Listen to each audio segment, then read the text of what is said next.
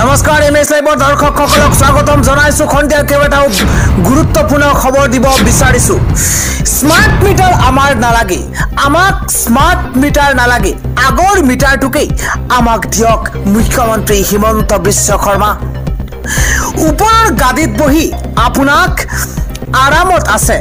ওপৰৰ গাদীত বহি আপোনালোক আৰামত আছে আমি কেনেকৈ যাই আছো কিয় চিন্তা নকৰে আপুনি আমি দিন হাজিৰা কৰি খাও কোনফালে আমি পইচা দিম মুখ্যমন্ত্ৰী ডক্টৰ হিমন্ত বিশ্ব শৰ্মা মুখ্যমন্ত্ৰী ডক্টৰ হিমন্ত বিশ্ব শৰ্মা আমি কষ্ট কৰি উপাৰ্জন কৰা পইচাৰে খামেইনে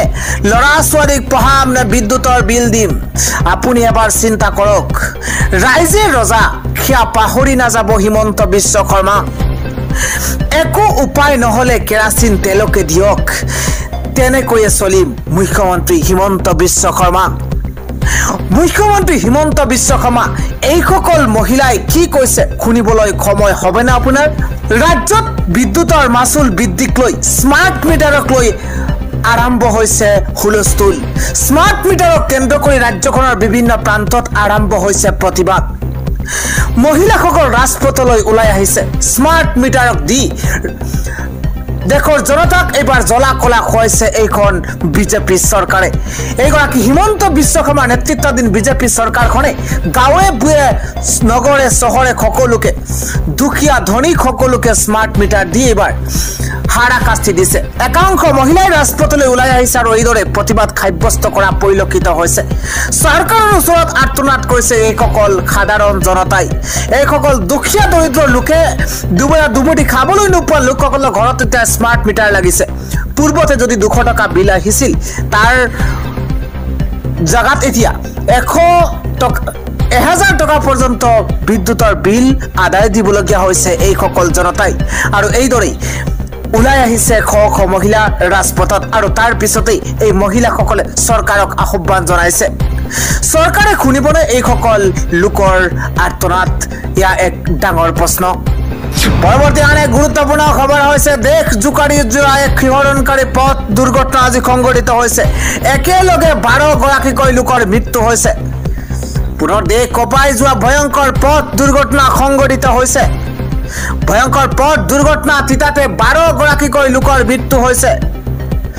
ৰাষ্ট্ৰীয় ঘাইপথত যাত্ৰীবাহী বাছ আৰু পিকআপ ভানৰ সৈতে মুখামুখি সংঘৰ্ষ আৰু তাৰ পিছতেই 12 গৰাকীকৈ লোকৰ মৃত্যু হৈছে এটা ব্ৰেকিং নিউজ দিব বিচাৰিছো ৰাখী বন্ধন পালনৰ বাবে ঘৰলৈ যোৱা বহু যাত্ৰীৰ কৰুণ মৃত্যু পথ দুৰ্ঘটনাত গুৰুতৰভাৱে আহত হৈছে 27 গৰাকীৰো অধিক লোক আৰু যিকোনো মুহূৰ্তত মৃতকৰ সংখ্যা আৰু বৃদ্ধি পোৱাৰ সম্ভাৱনা আছে উত্তৰ প্ৰদেশৰ বুলন্দ চহৰত সংঘটিত হৈছে ভয়ংকৰ পথ দুৰ্ঘটনা আৰু যি ভয়ংকৰ পথ দুৰ্ঘটনাত 12 গৰাকীকৈ লোকৰ মৃত্যু হৈছে পথ দুৰ্ঘটনা কেন্দ্ৰ কৰি এতিয়া উত্তপ্ত পৰিস্থিতিৰ সূচনা হৈছে পৰৱৰ্তী খবৰ বিজেপিৰ দিনত অপমানিত হৈছে সংখ্যালঘু এটা ব্ৰেকিং নিউজ দিব বিচাৰিছো বিজেপিৰ দিনত অপমানিত হৈছে ৰাজ্যৰ সংখ্যালঘু জনতা উন্নয়নৰ বিপৰীতে সংখ্যালঘুক ভয়ভীত দেখুৱাইছে চৰকাৰে মুছলমানৰ ঘৰ উচ্ছেদ কৰিছে এইখন বিজেপি চৰকাৰে কংগ্ৰেছৰ সংখ্যালঘু বিভাগৰ অধ্যক্ষ সলমান খানৰ বিস্ফোৰক মন্তব্য বিজেপিৰ বিৰুদ্ধে সংখ্যালঘু একত্ৰিত হোৱাৰ কথা কৈছে সলমান খানে বিজেপিৰ দিনত অপমানিত হৈছে একমাত্ৰ ৰাজ্যৰ সংখ্যালঘু জনতা উন্নয়নৰ বিপৰীতে সংখ্যালঘুক ভয়ভীত দেখুৱাইছে হেনো চৰকাৰে মুছলমানৰ ঘৰ উচ্ছেদ কৰিছে এইখন পৰৱৰ্তী খবৰ বিপদত পৰিছে এতিয়া বিজেপি আমি জনাই আছো ডাঙৰ খবৰ নীতিশ কুমাৰৰ পিছত চন্দ্ৰবাবুৱে খলাইছে খুৰ মুছলমানৰ বাবে আনিলে কেইবাখনো বিশেষ আঁচনি অন্ধ্ৰপ্ৰদেশক 4% মুছলিম সংৰক্ষণ নিশ্চিত কৰিছে চন্দ্ৰবাবু নাইডুৱে মুছলিম মহিলাৰ বাবে আনিছে দুলহন আঁচনি এটা ব্ৰেকিং নিউজ দিব বিচাৰিছো মুছলমান মহিলাক বিয়াৰ বাবে চন্দ্ৰবাবু নাইডুৱে দিব 1 লাখ কোটি টকা মুছলমান ছাত্ৰ ছাত্ৰীক 15 লাখ ৰাজ সাহায্য দিব চন্দ্ৰবাবু নাইডুৱে উৰ্দু ভাষাক দ্বিতীয় চৰকাৰী ভাষা হিচাপে ঘোষণা মুছলমান সংখ্যালঘুৰ কল্যাণ আৰু উন্নয়ন নিশ্চিত কৰিছে অন্ধ্ৰপ্ৰদেশ চৰকাৰে হায়দৰাবাদ আৰু বিজয়ৱাড়াত নিৰ্মাণ হ'ব হজ গৃহ হজ যাত্ৰীসকলে লাভ কৰিব চন্দ্ৰবাবু নাইডুৰ আৰ্থিক সাহায্য চন্দ্ৰবাবুৱে ক'লে টিডিপিয়ে সংখ্যালঘুৰ কল্যাণ নিশ্চিত কৰিব আন এটা ব্ৰেকিং নিউজ দিব বিচাৰিছো কিয়নো বৰষুণক নেওচি এইবাৰ ৰকিবুলৰ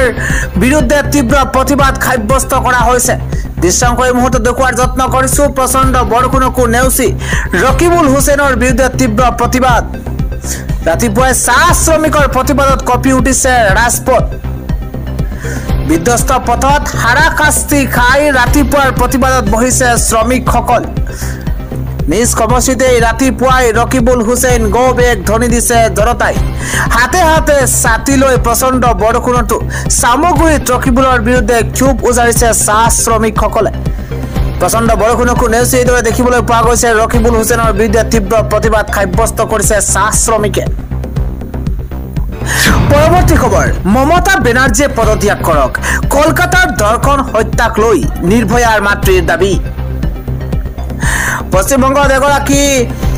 প্ৰশিক্ষাৰ্থী চিকিৎসকক দৰ্শন আৰু হত্যাৰ অভিযোগৰ বিৰুদ্ধে প্ৰতিবাদৰ মাজতেই 2021 চনৰ দিল্লীত দলবদ্ধ দৰ্শন কাণ্ডৰ বলি হোৱা নিৰ্ভয়াৰ মাতৃয়ে শনিবাৰে পশ্চিমবংগৰ মুখ্যমন্ত্ৰী মমতা বেনাৰ্জীয়ে পদত্যাগ কৰাৰ দাবী জনায় আৰু কয় যে তেওঁ পৰিস্থিতিটো চম্ভালিবলৈ ব্যৰ্থ হৈছে নিজৰ ক্ষমতা ব্যৱহাৰ কৰি দোষীৰ বিৰুদ্ধে কাম কৰাৰ পৰিৱৰ্তে মুখ্যমন্ত্ৰীয়ে প্ৰতিবাদ কৰি মানুহৰ দৃষ্টি আকৰ্ষণ কৰিবলৈ চেষ্টা কৰিছে বুলি আশা দেৱীয়ে পিটিআই জনাইছে 9 আগষ্ট কলকাতাৰ আৰজিকৰ মেডিকেল কলেজ এণ্ড হস্পিটেলত কৰ্তব্যৰত অৱস্থাত দৰ্শন কৰি হত্যা কৰাৰ অভিযোগ উত্থাপন হোৱা ভুক্তভোগীগৰাকী 31 বছৰীয়া স্নাতকোত্তৰ শিক্ষাৰ্থী মমতা বেনাৰ্জীক সমালোচনা কৰি আশা দেৱীয়ে কয় যে মমতা বেনাৰ্জীয়ে নিজৰ কৰ্তৃত্ব ব্যৱহাৰ কৰি দোষীৰ বিৰুদ্ধে ব্যৱস্থা গ্ৰহণ কৰাৰ পৰিৱৰ্তে জনসাধাৰণক বিপথে পৰিচালিত কৰাৰ চেষ্টা কৰিছে আন এক গুৰুত্বপূৰ্ণ খবৰ হৈছে ইজৰাইলৰ ওপৰত ড্ৰোনেৰে ভয়ংকৰ আক্ৰমণৰ পৰিকল্পনা এইবাৰ হিজবুল্লাৰ এটা ব্ৰেকিং নিউজ দিব বিচাৰিছো হিজবুল্লাহৰ পক্ষত এইবাৰ ৰাছিয়া হিজবুল্লাহৰ অস্ত্ৰ যোগান এইবাৰ ৰাছিয়াৰ ইজৰাইলৰ ওপৰত ড্ৰোনেৰে ভয়ংকৰ আক্ৰমণৰ পৰিকল্পনা এইবাৰ হিজবুল্লাহক অত্যাধুনিক ড্ৰোন যোগান ধৰিছে ৰাছিয়াই চকুৰ প্ৰচাৰতে ইজৰাইলক তছনছ কৰি দিয়াৰ ভয়ংকৰ ব্লুপ্ৰিণ্ট ৰচনা কৰিছে ইৰাণ আৰু ৰাছিয়াৰ সমৰ্থনত ভয়ংকৰ যুদ্ধৰ প্ৰস্তুতি হিজবুল্লাহৰ আক্ৰমণৰ পৰিকল্পনাৰ খবৰ পোৱাৰ পাছতেই আক্ৰমণ এইবাৰ ইজৰাইলৰ লেবানন ভয়ংকৰ আক্ৰমণ আইডিএফৰ হিজবুল্লাহৰ অস্ত্ৰ ভাণ্ডাৰ শেষ কৰাৰ পৰিকল্পনা ৰকেট বোমাৰে লেবাননত ভয়ংকৰ আক্ৰমণ